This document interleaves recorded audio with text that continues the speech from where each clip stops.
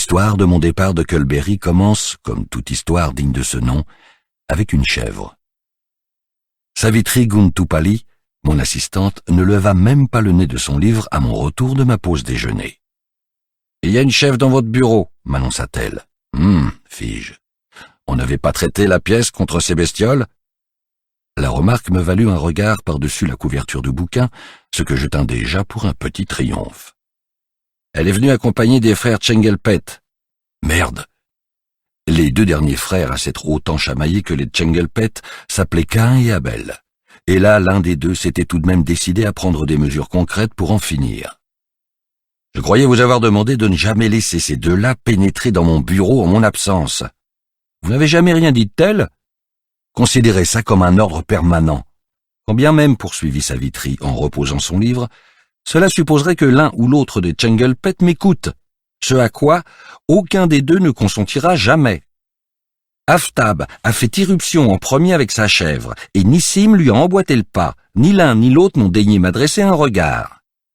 Je n'ai aucune envie de m'occuper des Tchengelpet, me lamentai-je. Je sors de table. Savitri se pencha sur le côté, attrapa la corbeille à papier et la posa sur son bureau. « Il vaut mieux que vous vomissiez tout de suite alors », me suggéra-t-elle. J'avais fait la connaissance de Savitri plusieurs années auparavant, à l'époque où je sillonnais les colonies pour leur faire l'article en tant que représentant des forces de défense coloniales.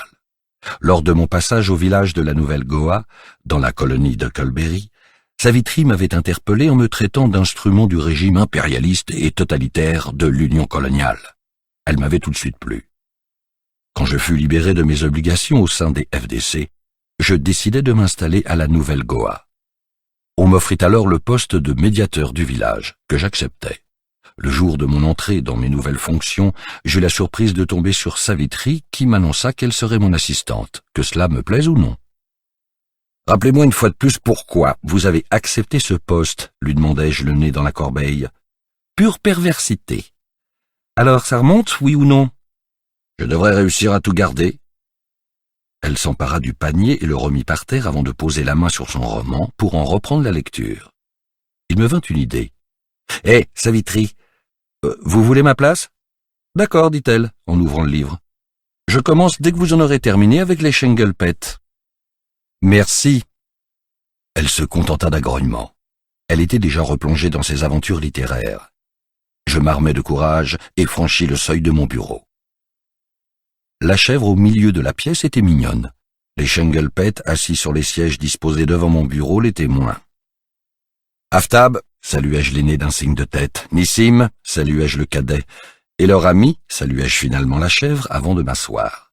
« Que puis-je pour vous aujourd'hui ?»« Vous pouvez me donner l'autorisation d'abattre mon frère, monsieur le médiateur ?» répondit Nissim. « Je ne suis pas certain que cela entre dans mes attributions, fis-je en hésitant. Ça me paraît un peu radical, de toute façon. Commencez par me dire ce qui se passe, voulez-vous ?»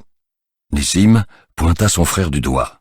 « Ce salopard m'a volé ma semence. »« Pardon ?»« Ma semence, répéta Nissim. Demandez-lui, il ne pourra pas nier. » Je clignai des yeux et me tournai vers Aftab. « Alors, comme ça, on vole la semence de son frère, Aftab. »« Il faut l'excuser, » commença celui-ci. « Il est sujet aux élans hystériques, comme vous le savez.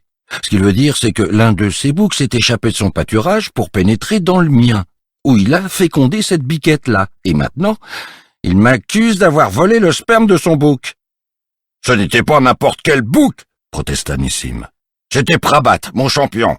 Je vends très cher ses saillies, et Aftab refuse d'en payer le prix. Donc, il a volé ma semence. »